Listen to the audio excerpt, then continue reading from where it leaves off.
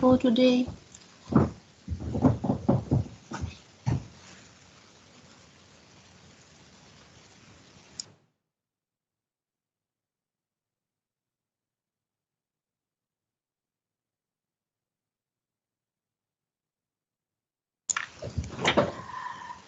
And today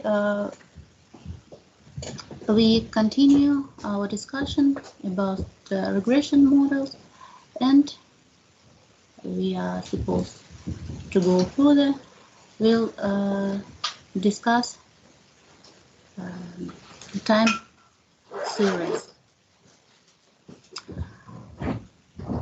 So I hope you have successfully done your homework, and I'm waiting for your results by email.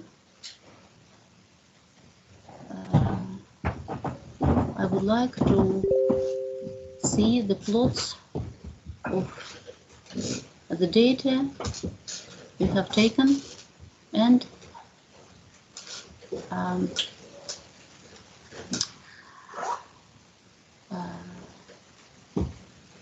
the results of linear results of fitting. Okay, and now let's continue our discussion about the regression. Just a minute, I start recording.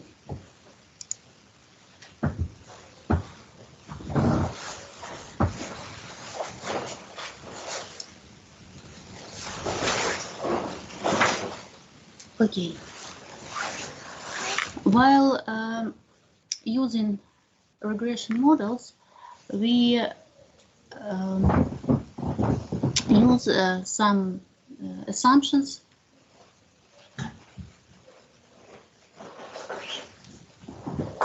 as in each other type of modeling. As for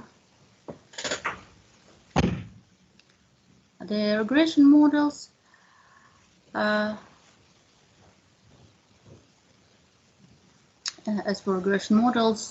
we are supposed that there exists some linear and additive relationship between dependent and independent variables. By linear, we mean that the change of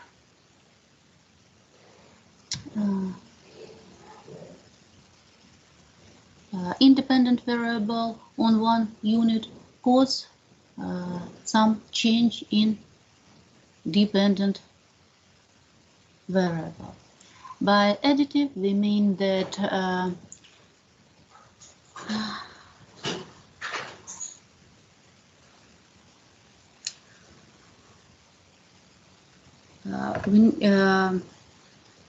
we assume that the effect of independent variable on dependent should be independent on other variables. In this case, we have the additive relationship between two independent variables. The second assumption is that there must be no correlation among independent variables. The presence of correlation leads to the so-called multicollinearity, and if independent variables are correlated, it becomes extremely difficult to determine the true effect of these variables on independent or on dependent variable. Then the one more assumption is that arrow terms possess some constant variance.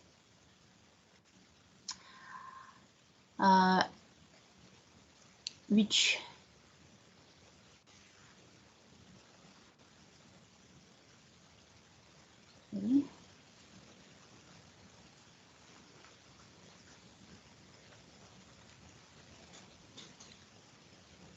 means that the variance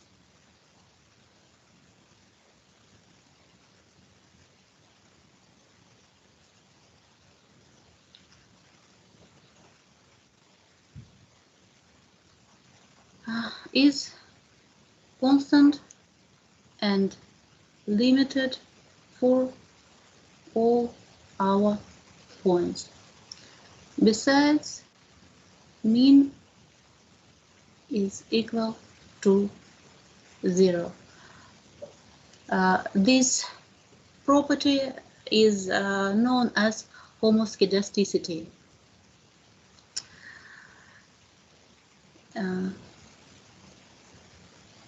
And besides, the error terms should be uncorrelated.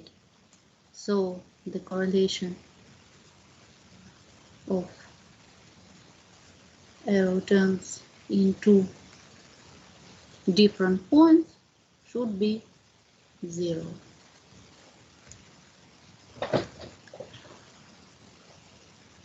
And this assumption has the high influence on correlation coefficients. And finally, the predictor or independent variables are assumed to be error-free, or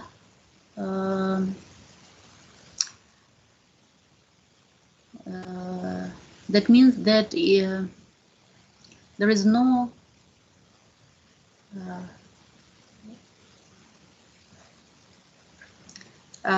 they do not contaminate measurement errors.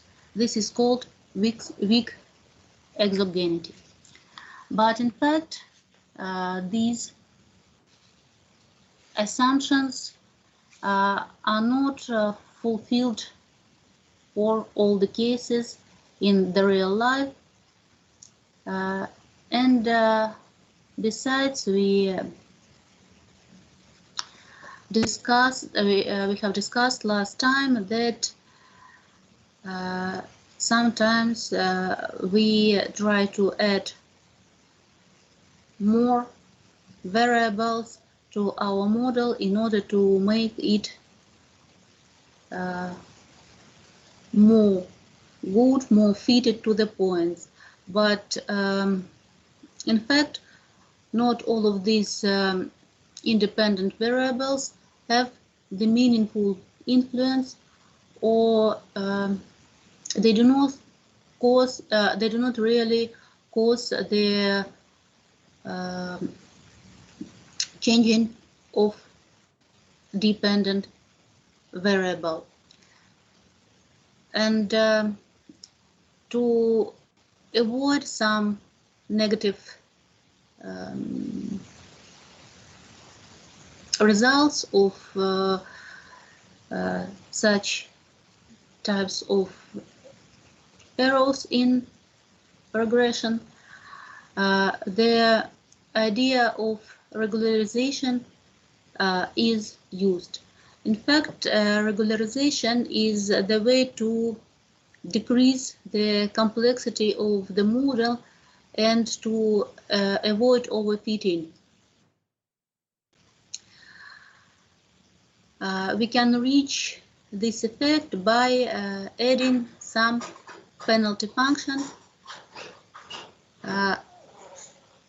In fact, if we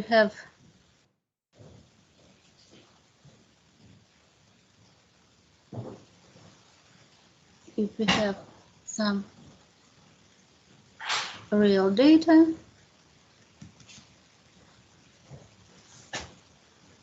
we can reach the situation that our estimation will exactly go through our points. But in other points,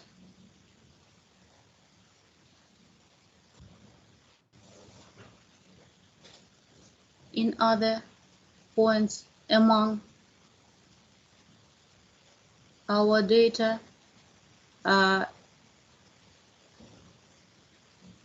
it will change. It will be changed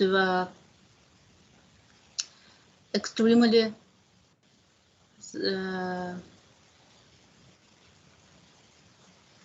quickly, and do not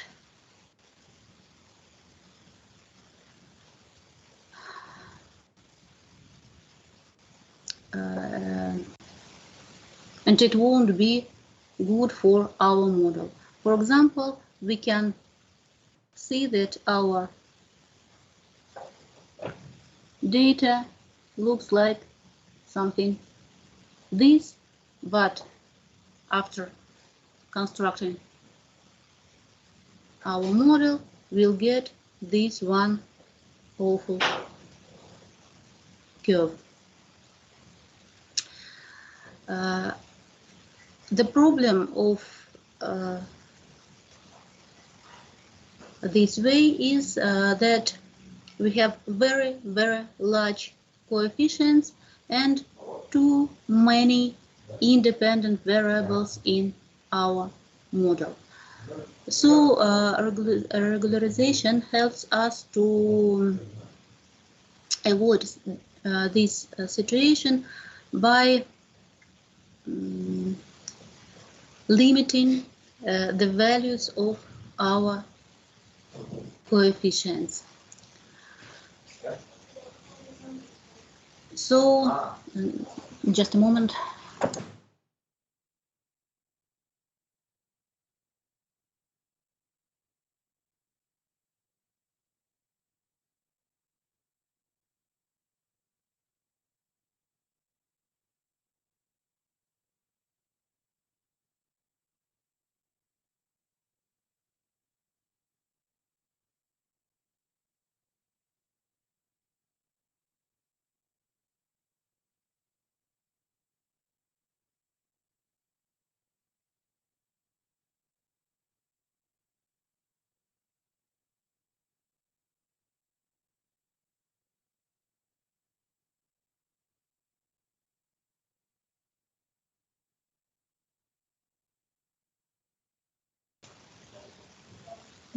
Sorry.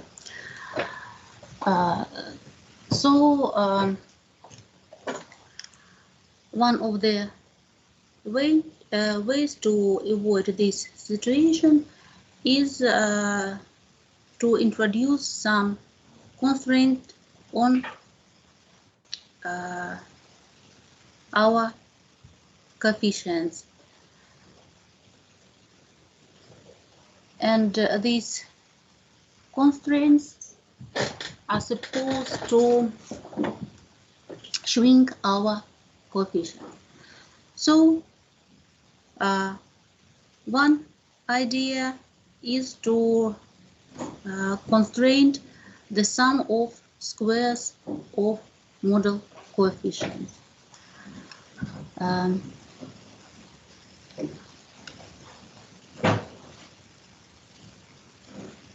Our model of estimating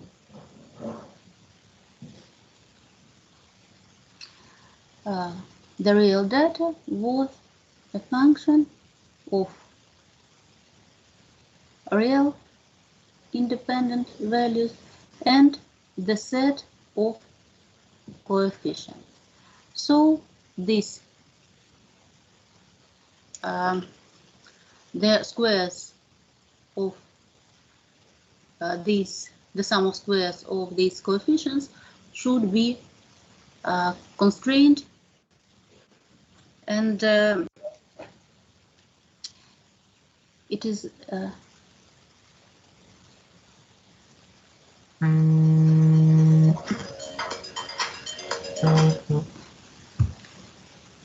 means that the sum of all our coefficient should be less than some value. And in this way, we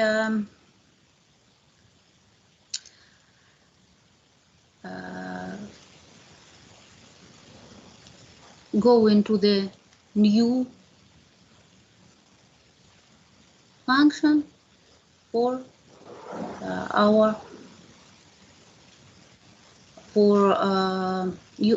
which is used for finding our coefficients. So to our sum of squared errors depending on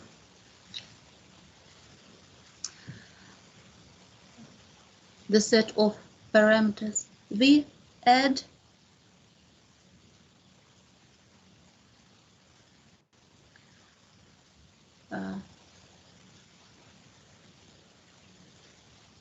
the sum of squares of parameters multiplied by some additional parameter. It is called ridge regression or L2 regression, and it's also known as Tikhonov or Tikhonov-Phillips regression. In Russian books, you will find Tikhonov regression mostly. So our function to be minimized is the sum of two elements. This part is also called penalty on standard regression model. The parameter controls the strength of regularization, and it depends on our data and on our result of fitting our data.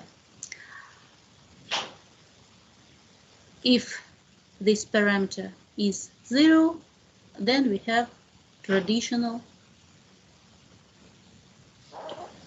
ordinary regression curve. So we should minimize this new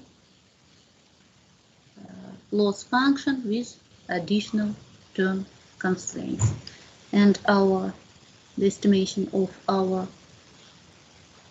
set of parameters would be the arguments of minimized function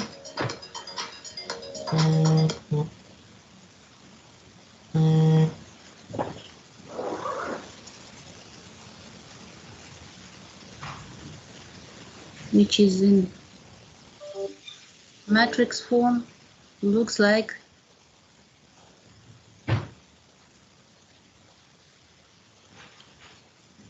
this one, or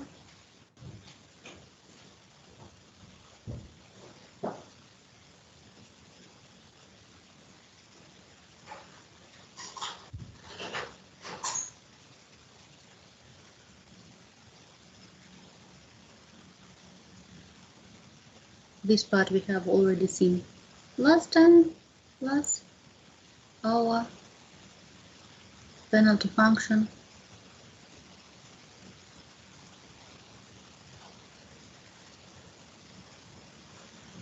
and derivating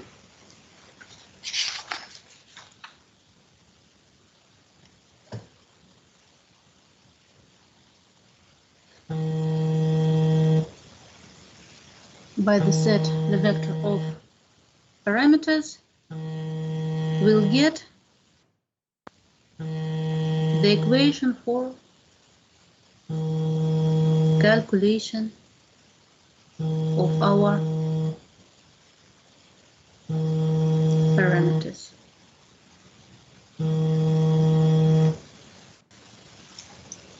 I'm sorry for a moment.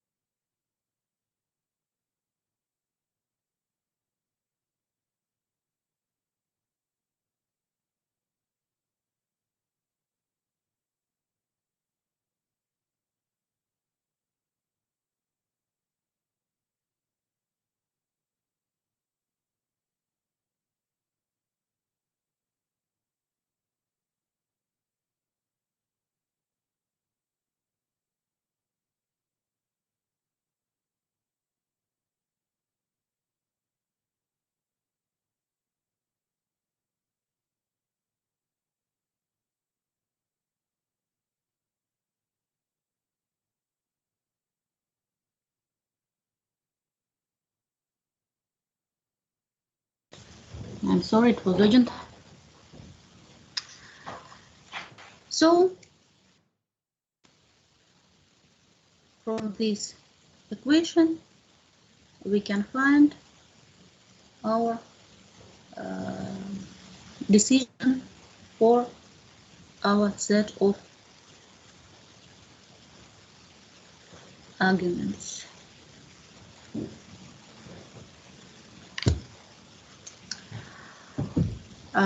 Ridge regression is very often used when we have some linear dependent variables among our predictors. As I have already said, this situation is called multicollinearity, and in this case,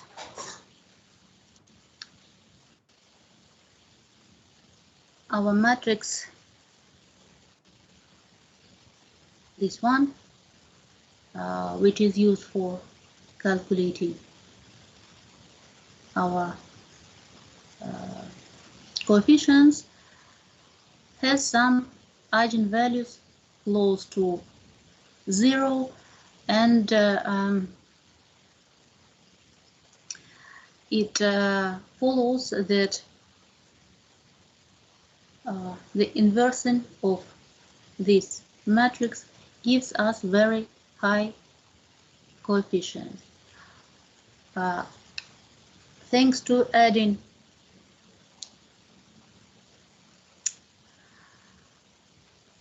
additional constraint, we get some new matrix for inversing, which have the same eigenvectors, but its eigenvalues will differ on our parameter, and our task becomes more sustainable. That is why our coefficients would be more useful and appropriate for our model.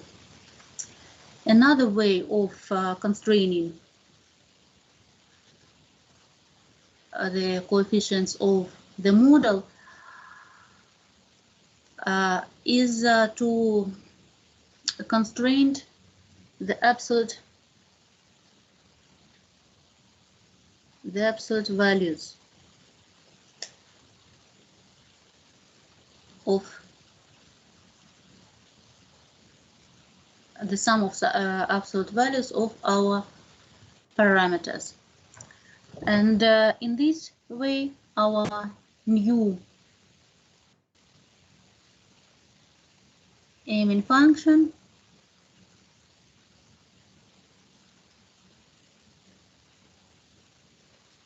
will looks like the sum of our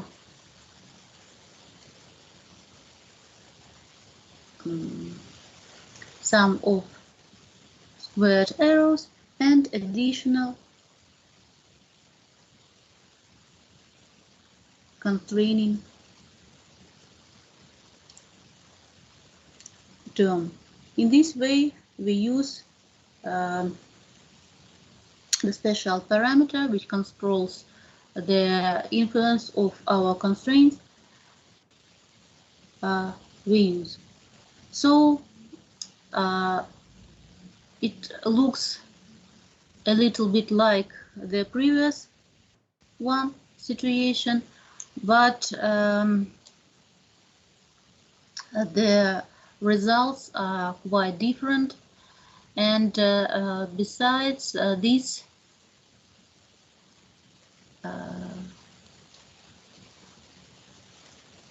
this task, the minimization of this function do not have analytical decision, but some numeric methods of minimization can be effectively used for the decision. So this variant is used quite frequently, and it is also known as lasso regression. Lasso is the least absolute shrinkage and selection of coefficients.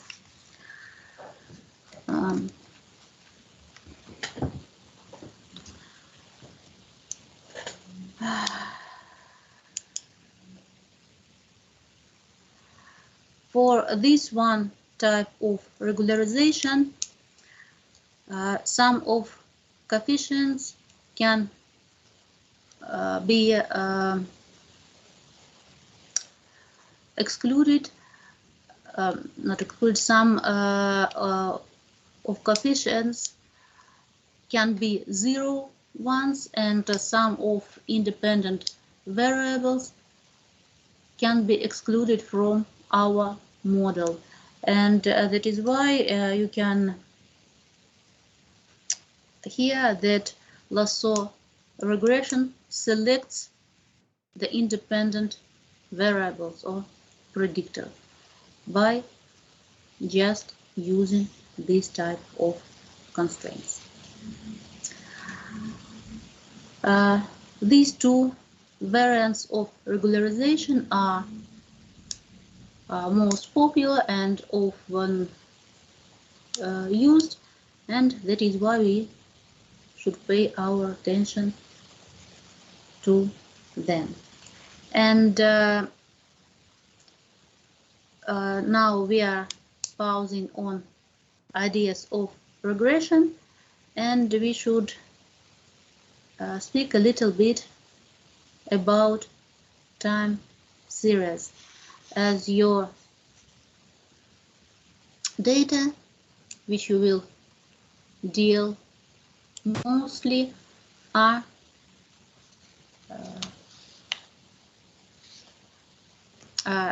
data depends on time and really the time series. There are some techniques of analyzing time series, and I would like to give you some information, some ideas of this type of data analysis. So the time series is an ordered sequence of values of some variable at equally spaced time intervals. So we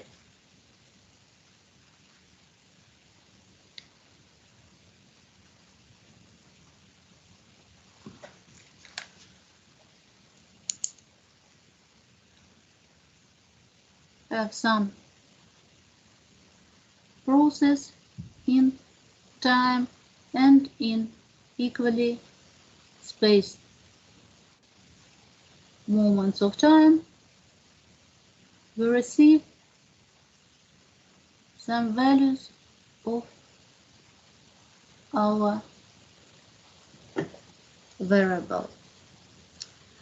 The goal of time series analysis is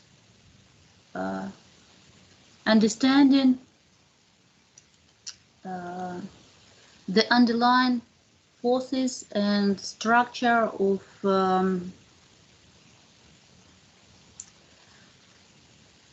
the data and the fitting the model, and then using these them for forecasting for the further periods of time. And of course the collections of our observed data includes some random variation, which can be the measurement errors or some noise adding to our real data. And oftenly used techniques for avoiding the influence of the noise is so-called smoothing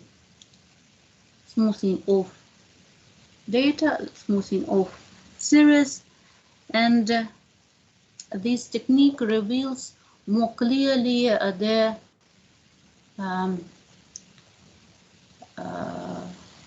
so-called trend component, or just sometimes called just a trend, and some maybe cyclic components and seasonal components.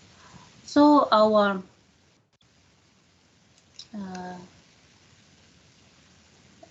variable, the value of our variable in each moment of time consists of some trend component, which is the main part, the idea, the real process. Then from maybe some seasonal terms, they do not exist all the times, but they can be, and some additional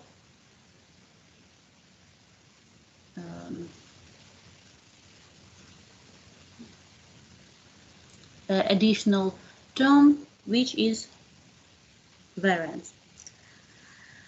And there are two groups of smoothing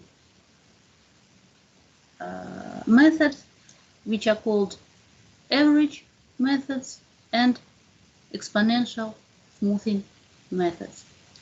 So we'll speak a little bit about all of them. First of all, averaging methods.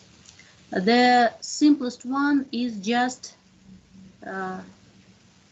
called simple average. And the idea of this method is very, very easy, but the usage of this method is quite limited. So simple average is just the calculating the average value of all the our values in our data set, which just a mean or expected value, and using this mean value and to estimate the value of the following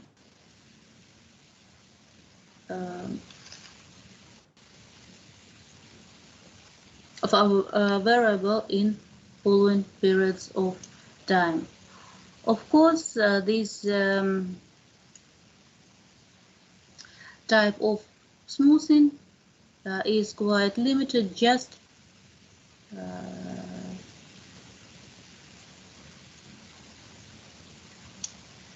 so we can just calculate their most expected value. It won't give us some useful information. But if we have some tendency in our data, we can use the so-called moving average. Moving average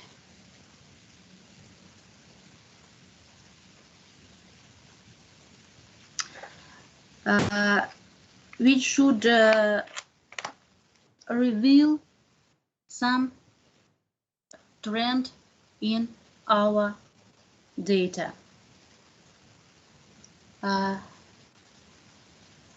It uses the idea of average, but this way we calculate the average value not for all our data set, but for some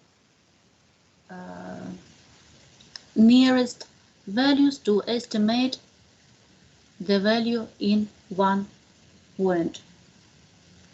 So we compute the average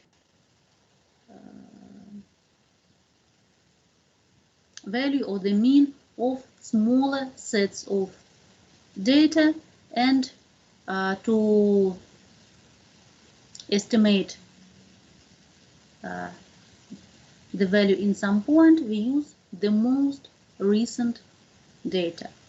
The technique is quite easy, but it should be mentioned. So suppose we have the set of moments of times and some values received in these moments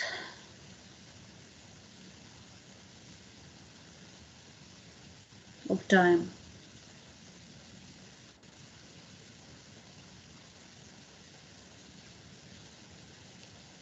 So the mean value of all our set is 9.5 and the variance is 1.45. So to estimate the value of some data in some point, we'll use smaller sets of variable. For example, we'll use 3 order of moving average. That means that we take just 3 elements and calculate the mean value and use it for estimation of the data in this point Then the same 3 elements, the new small data set and the new value for estimating, and so on. So we just move our data sets along our time periods to get averaged values instead of real data. I have calculated some points.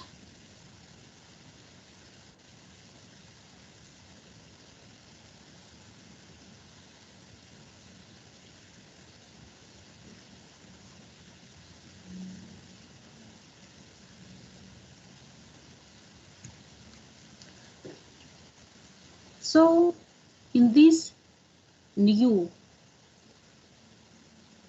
time series, we have the variance which is smaller than in the first one. The moving average still is not able to reflect the significant trends for forecasting, but it is used for smoothing and for receiving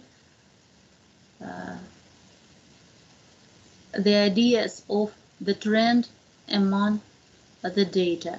If you look at the data and if you plot them, you will see that this one curve is more smoother. And besides, as we use the smaller set for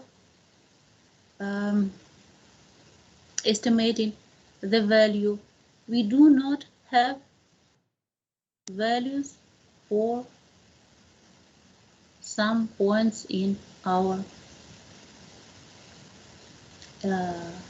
time series. This is one idea to put the average value to the last point of calculations, which refers to the idea that the last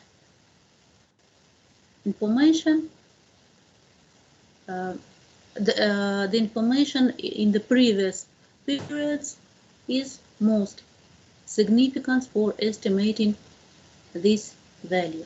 But when we are speaking just about smoothing, the averaged value is often placed to the middle point, not to the highest one, but to the middle point of averaging, or to the centered position of this smaller data set. In this case, moving average can be written as follows. In some point t, the value of smoothed series would be equal to the mean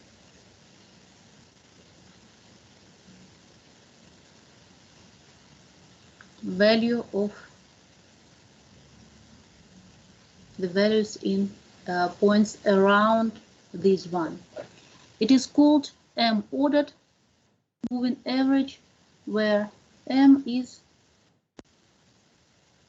the value, the dimension of our small subset. And as I have already said, if we estimating value in this point, we use some information in previous periods and following periods. And according to this expression, these intervals are symmetric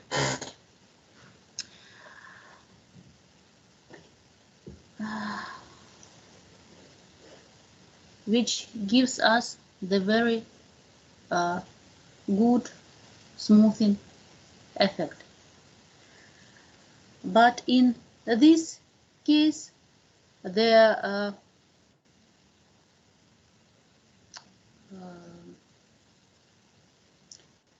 elements on the ends of our time series can't be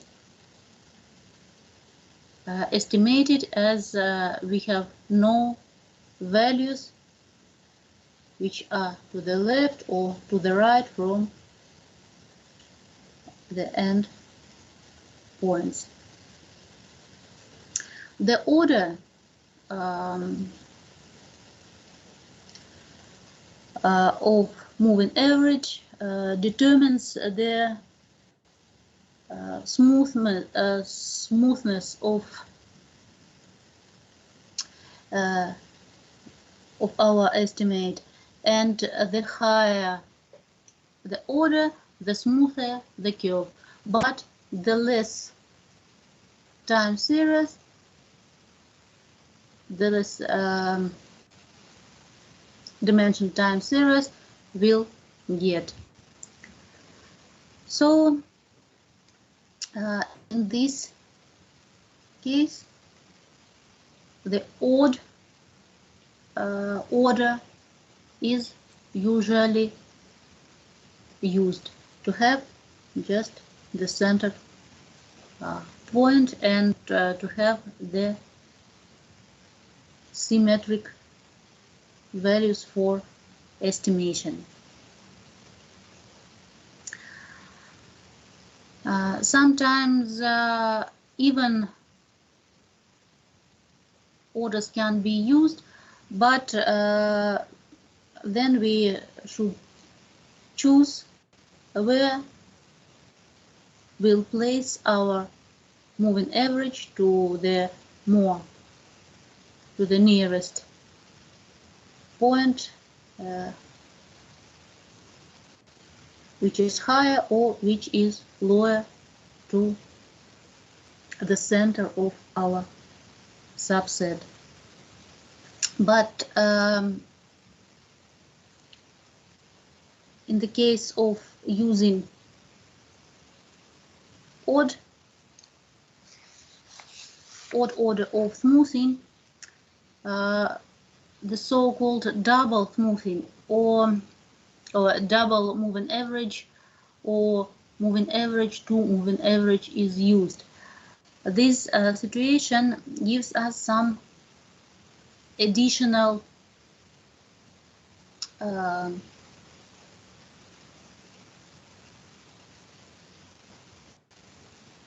goodness of estimating, of smoothing our time series. So the idea is to use moving average twice.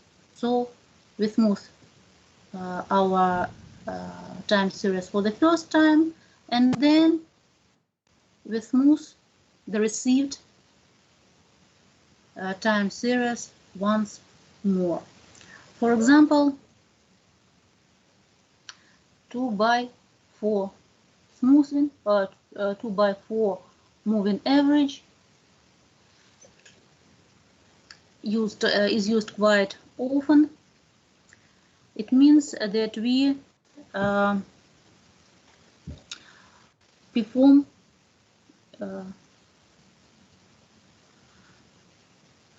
first of all 4 ordered smoothing by moving average, and then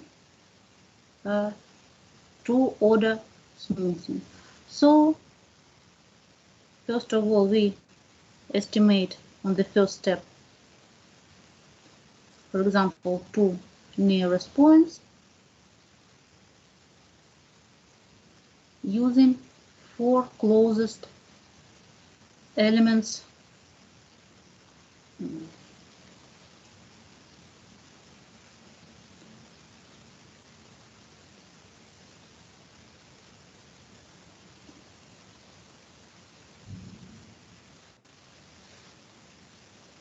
one and the second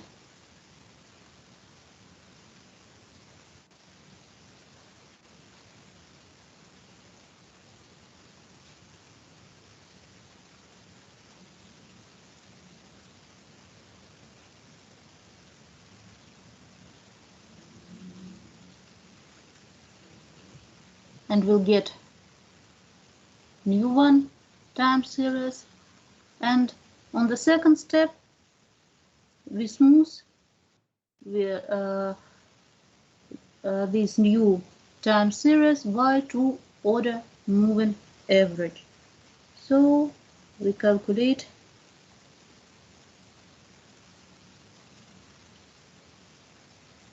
just the average from these two received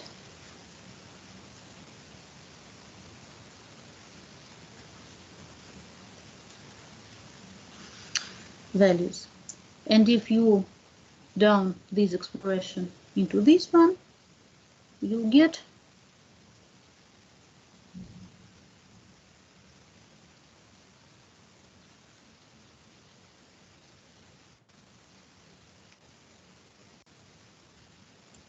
this one expression.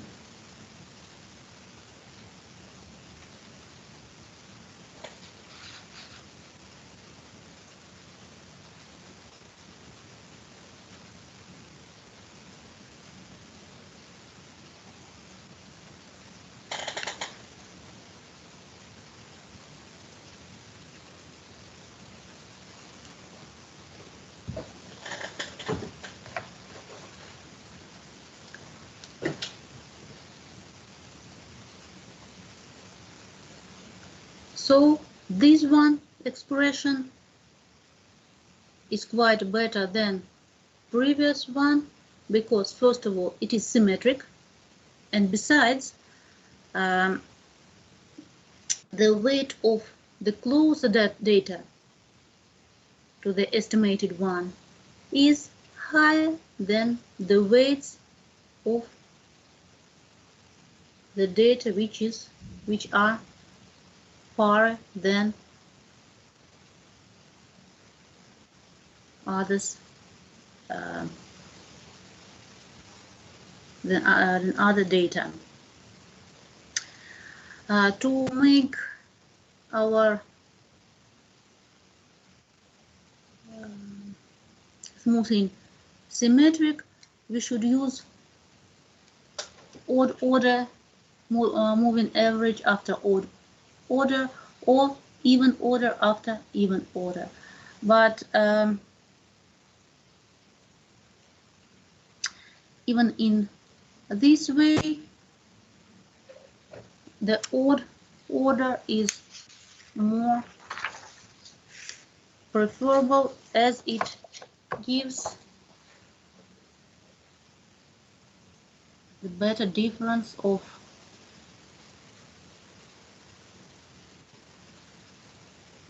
the better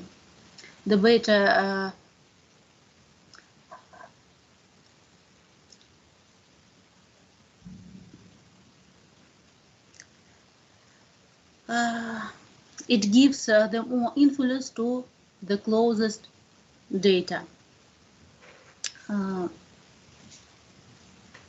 For example, let's use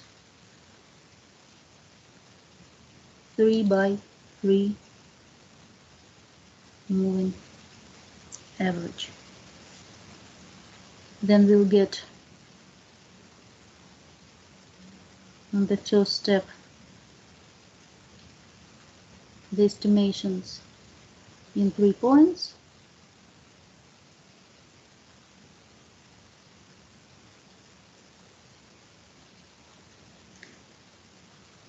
which are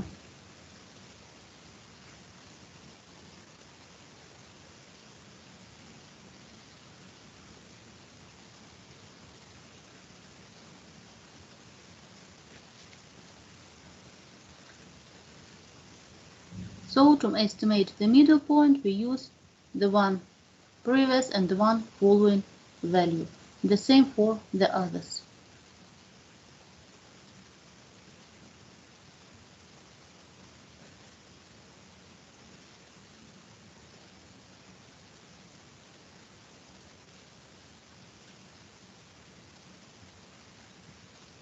And then on the second step, we calculate the moving average of received values.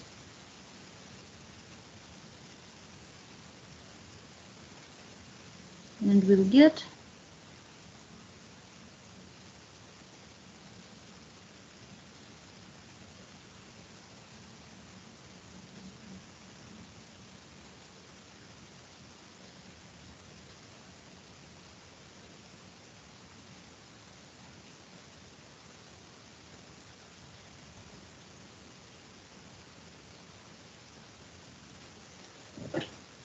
so our coefficients slowly increase and then decrease, meaning that the closest data are more meaningful for estimating of the value of our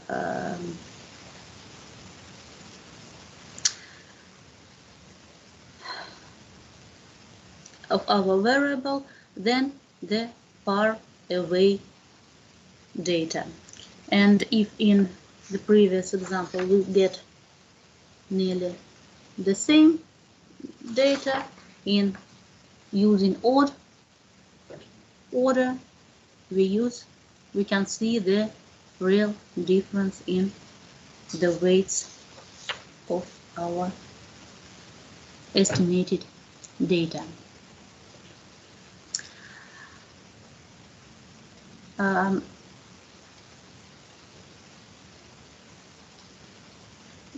In fact, this double moving average is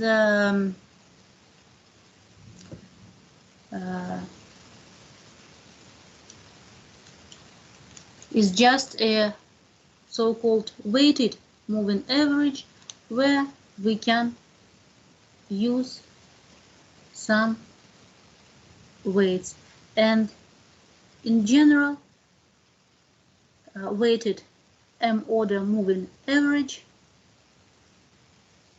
can be written as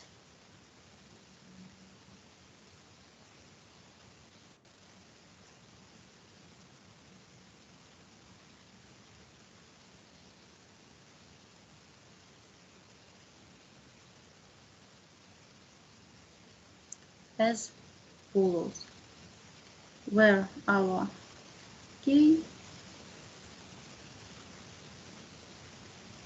our limits are follows, and k parameters are just the weights for estimation, or for the weights of estimation of influence of our closest variables. Of course, the sum of weights should be equal to 1, and besides, they should be symmetric.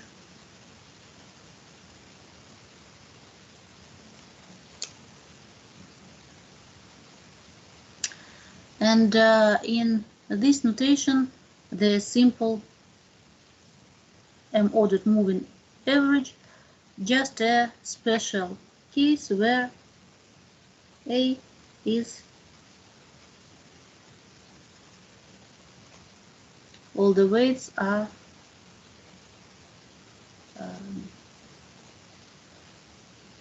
equal.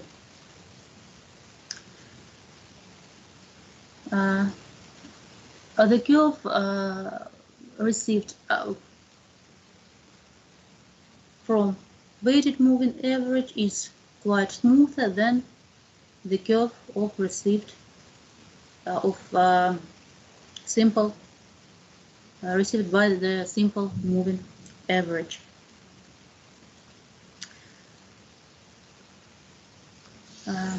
One more technique to smoothing the time series is called exponential smoothing. This technique was developed by three scientists, Brown, Holt, and Wiener, and it is widely used in very different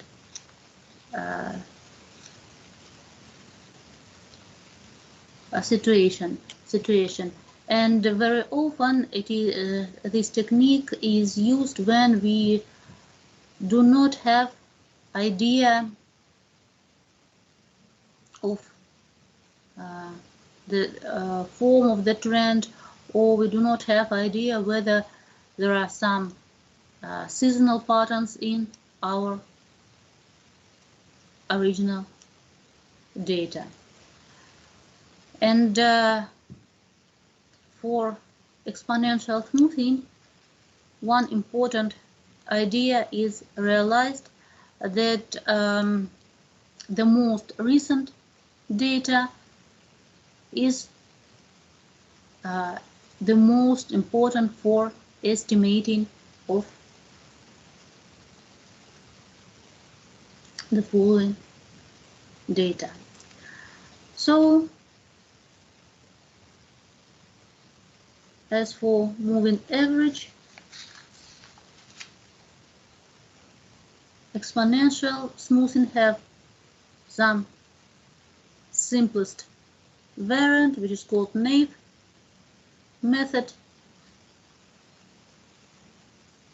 where our estimation on the t+1 moment is just our value on the previous moment. It means that we have some process and we are supposed that when we have no further information, we are supposed that all the values would be equal to the last one received value. Of course, this variant naive method gives us very, very little information, as well as the simplest moving average when we have calculated just the mean of our data. In fact, we just change our real process, but by the mean value in the first case and by the latest value in the other case. Both methods are very limited, and just the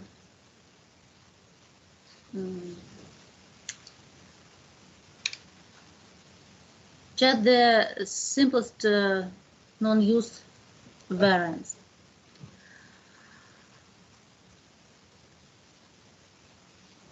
Just the extremes for the methods.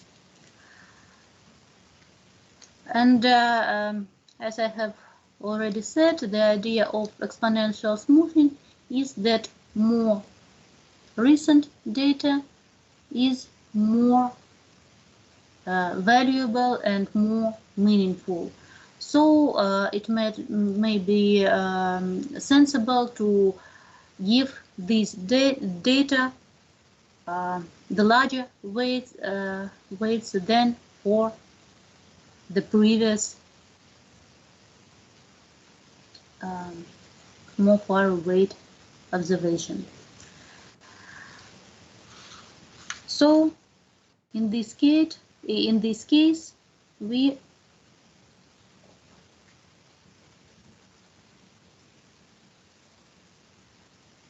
use for estimating the special weights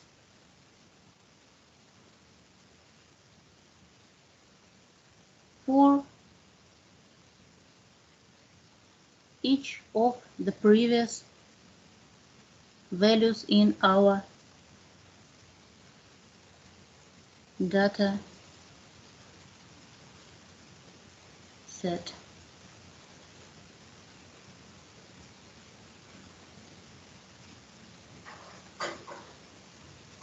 And so on.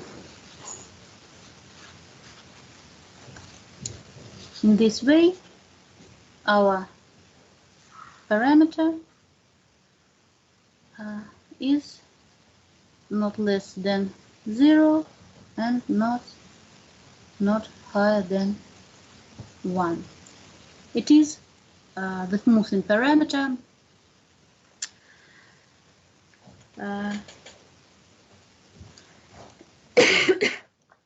which helps us to give the weights for our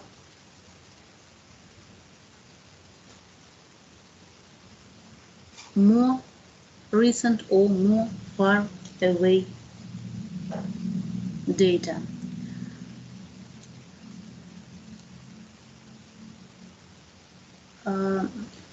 So this the decrease of weights of the more recent or more far away data is controlled by the parameters, and this in this case the weights decrease exponentially as we go back in time. And if our parameter is quite small, nearly 0, 1, so no weight is given to the observations from the distant past and vice versa. And extreme case, when our parameter is equal to 1, then we give all the weight to the last observed value, which is the extreme case we have discussed earlier. In fact, for smoothing and estimation, the recurrent equation is used. So, estimation in some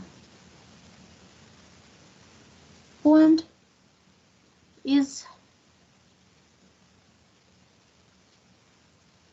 made on the previous one real data and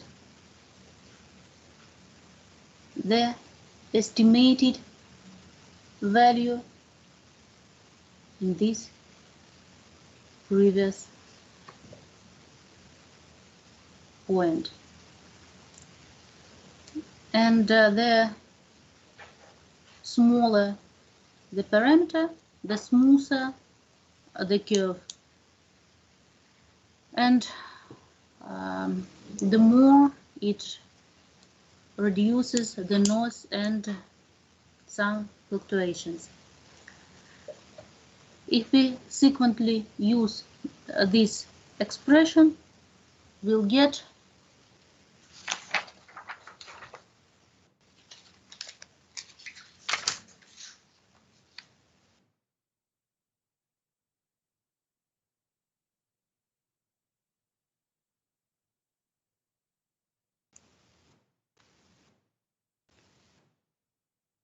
the expression to estimate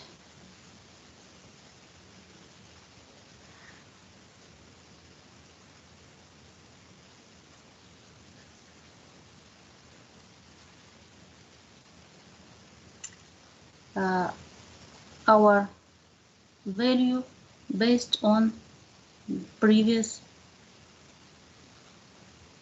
estimations.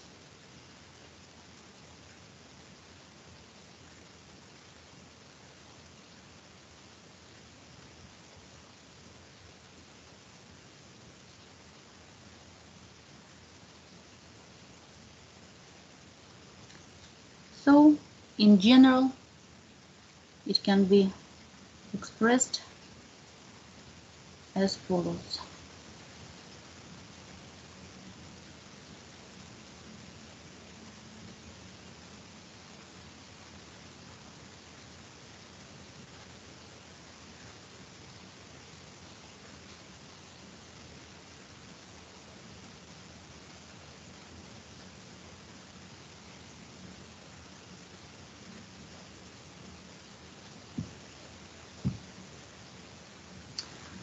When our the dimension of our time series is very high, we have very long time series. If our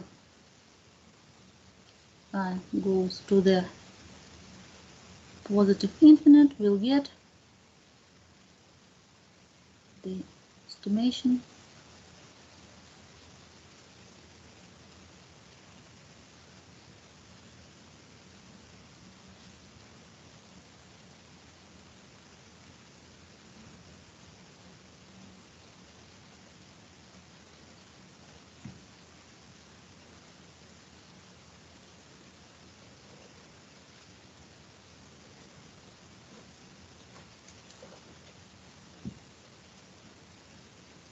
So, for example,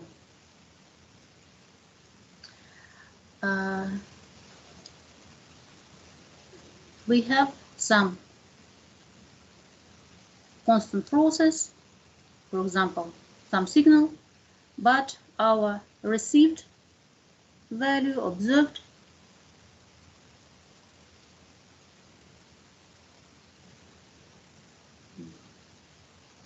maybe it would be better to use some other constant signal, and but our observed value includes some additional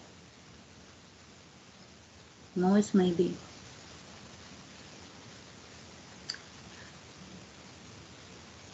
And this additional noise, additional component, or maybe it's an error of measurement, is the so-called white noise with zero mean and some variance. The values of the noise in different points are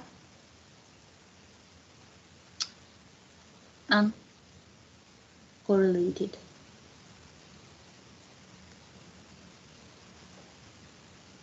So, in this case, we'll get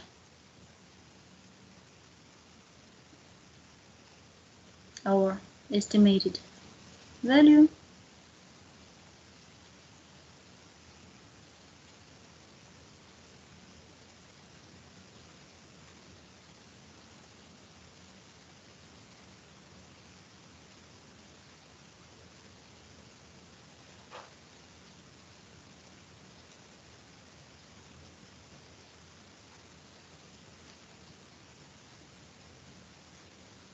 which is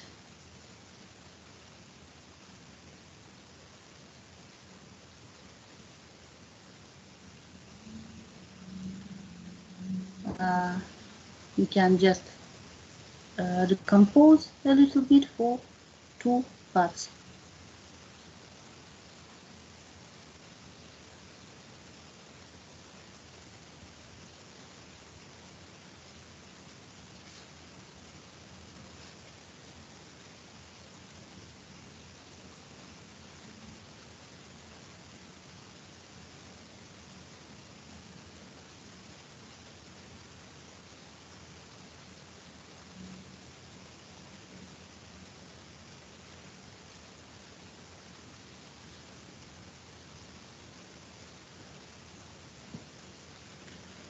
And if we calculate the expected value in this point,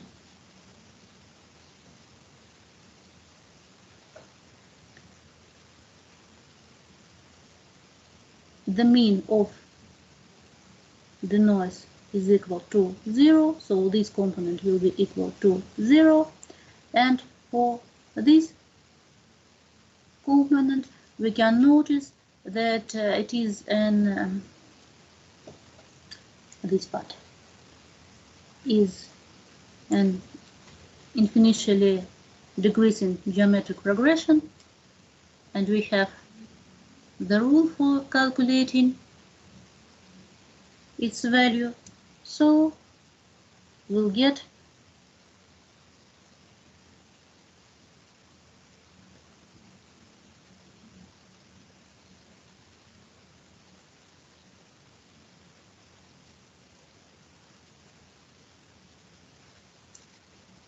this is the rule for calculating the value of this sum.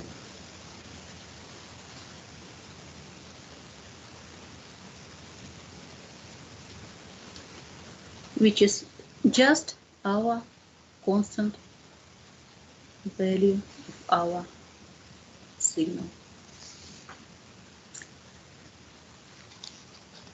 Exponential smoothing gives us unbiased estimation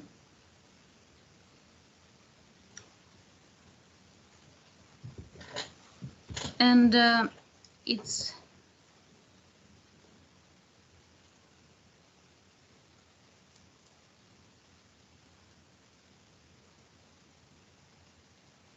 dependence of the goodness from our parameter looks like follows.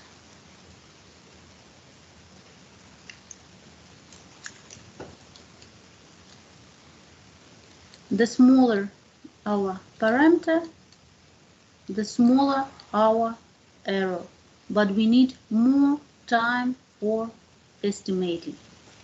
In practice, the values between 0.1 up to 0.3 is used. The real value is chosen experimentally, and the criteria for estimation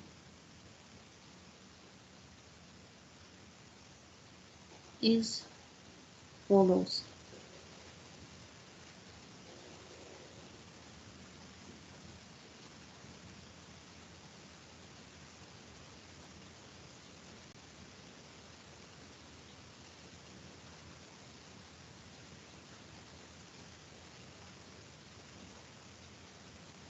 It depends on our parameter, and by deriving this criteria we can find our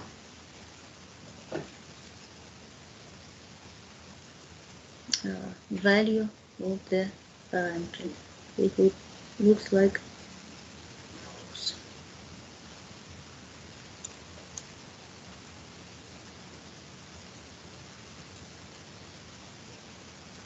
The exponential smoothing is used not only for just smoothing but for further forecasting based on this smoother data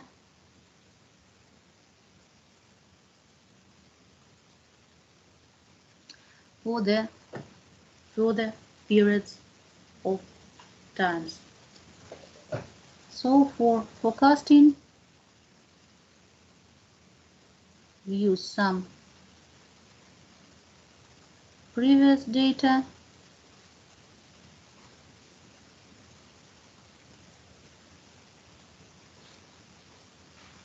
up to some point, and we can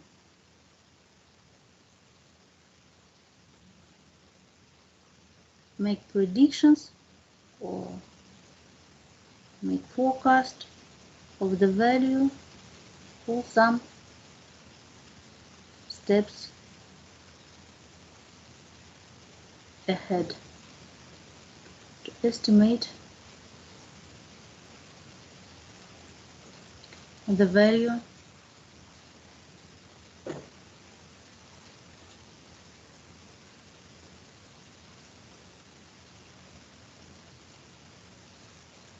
ahead of these 4L steps ahead of the movement. First of all, for forecasting, we should choose the type of our model, the type of forecasting, which is traditionally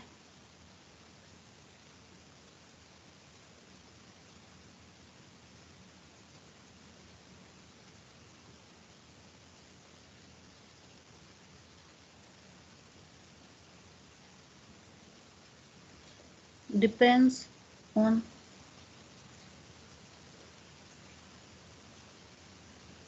the number of steps ahead for forecasting.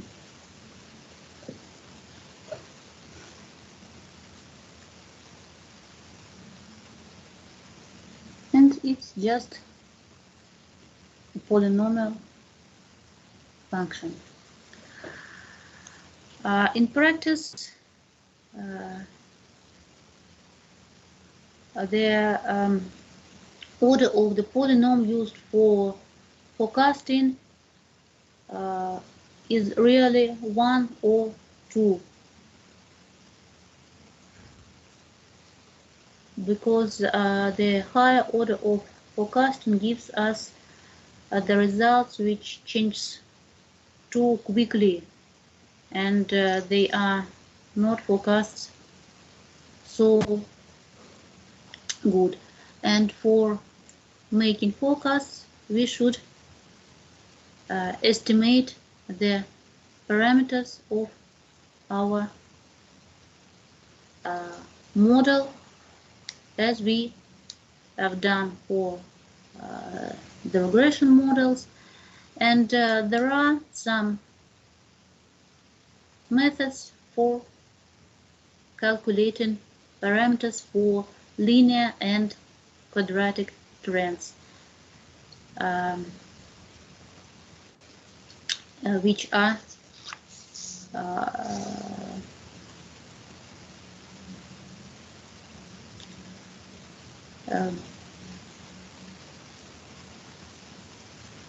which were researched by several scientists. I have already told you. First of all, if we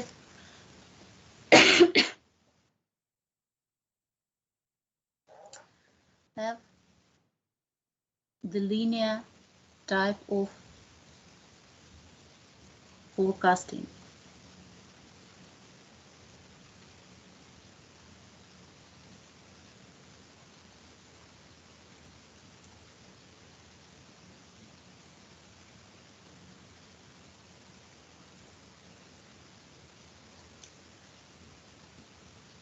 Then we have two parameters, and they can be estimated by the following method. The Holt, very famous scientist, suggested us to use these two expressions.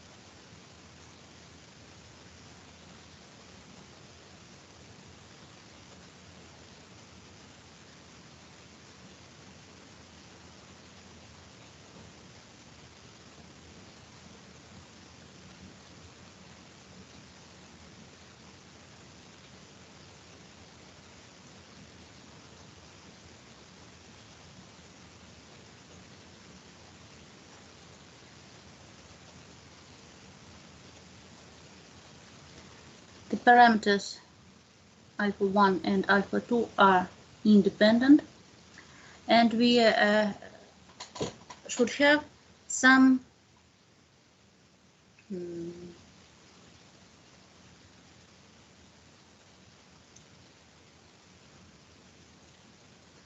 information to make to calculate these two parameters. So we should give some values to the first step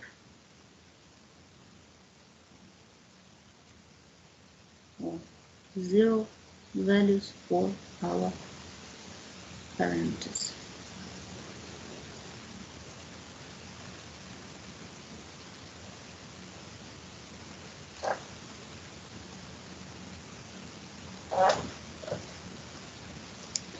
So, in fact, this means that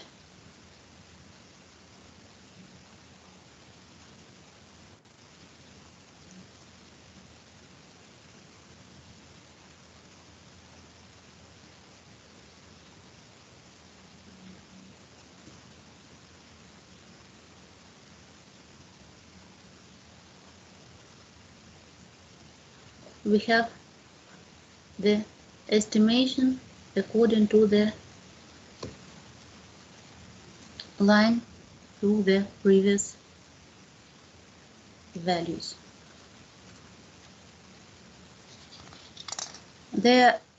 Another scientist, Brown, suggested to use the different method of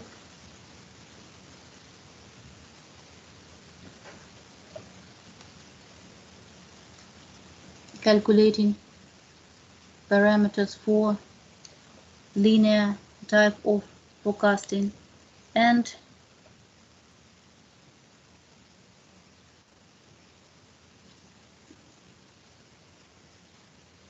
this time the coefficients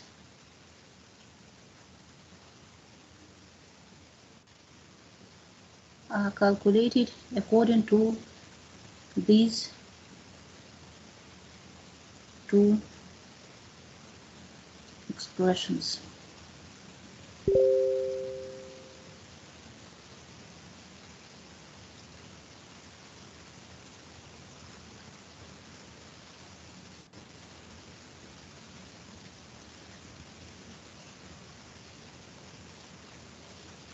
Where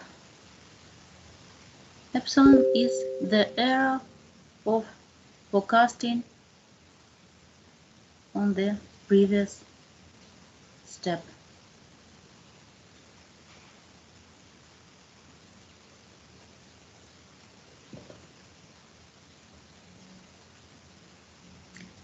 And for the second order of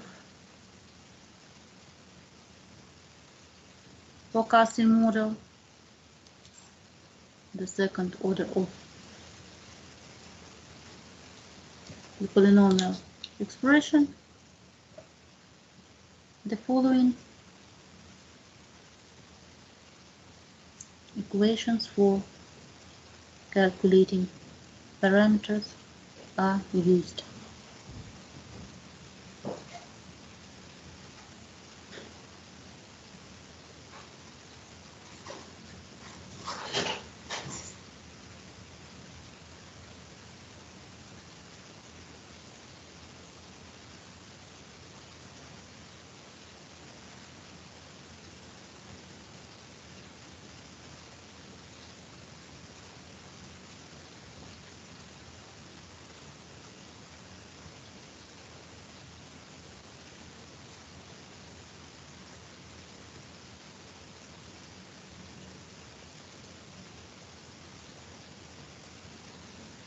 The first one,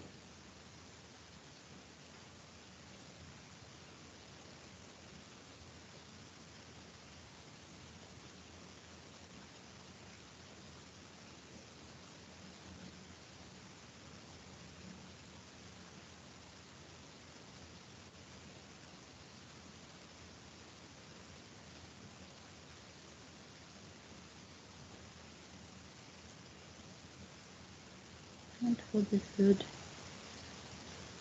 one.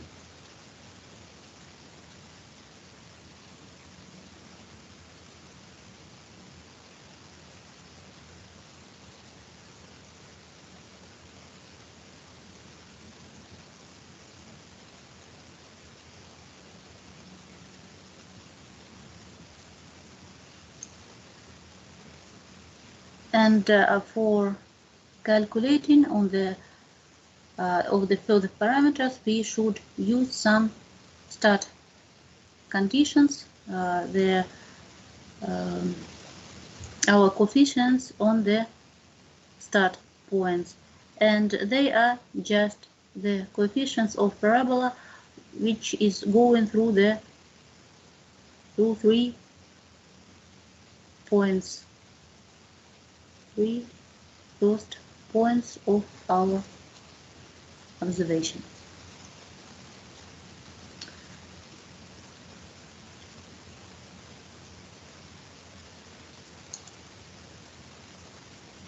So these are the forecasting on the basis of exponential smoothing of time series, and you can use it for first of all smoothing your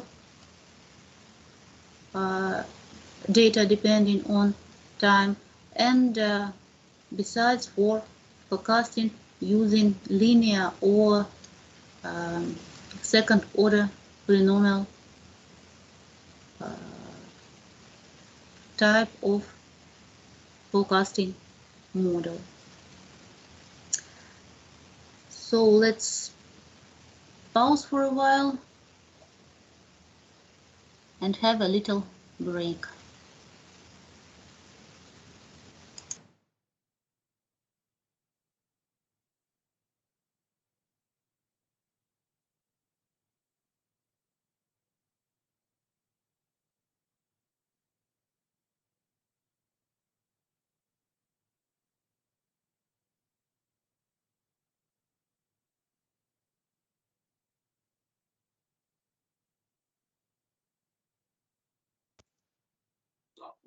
Hello, my friends.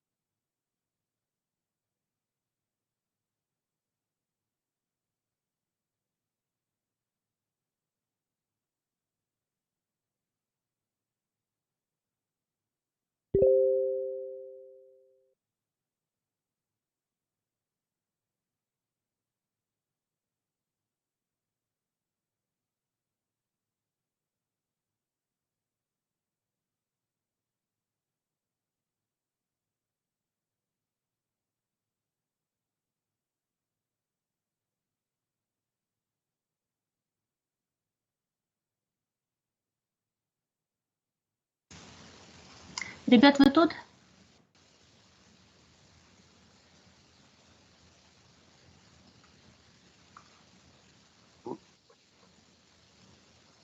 Угу. Да, тут. Ага. Значит, смотрите, я, конечно, очень извиняюсь, что вчера так получилось.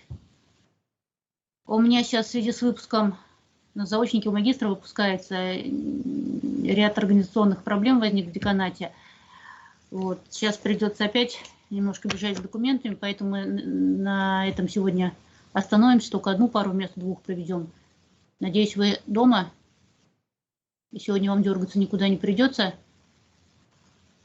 Вот. Значит, по поводу следующей недели, значит, ваши работы я проверила не все. Вот, ну, да, результат, наверное, представляете. Значит, по поводу пересдачи. Я надеюсь, что сейчас я в первое здание схожу, вернусь и проверю ваши работы. И к вечеру или в крайнем случае завтра утром пришлю вам результаты. Значит, по поводу пересдачи есть у меня такие предложения. Вариант раз. У нас с вами на следующей неделе одна пара в 3. Вот, и можно начать с часу, то есть сначала провести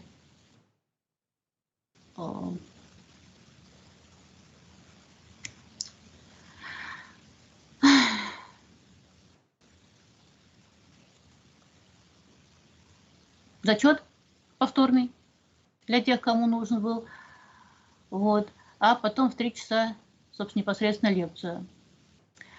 Либо вариант 2, значит, в 3 часа провести зачет, а лекцию опять провести, значит, может быть, дистанционно во вторник. Пока у нас больше такого теоретического материала, чем практического. То есть тут у нас есть возможность дистанционно заниматься, если вам это удобно. Ну и вариант 3, то есть лекцию мы проводим как обычно, а во вторник, допустим, можем провести очную уже сдачу зачета для тех, кому это будет необходимо, и у кого будет желание. Вот вам на размышления.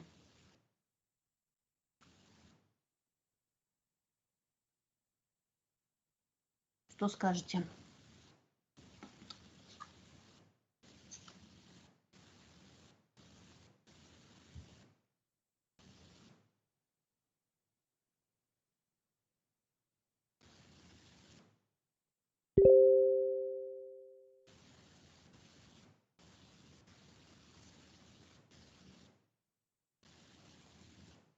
Все задумались или что? Да, сейчас думаем. Угу.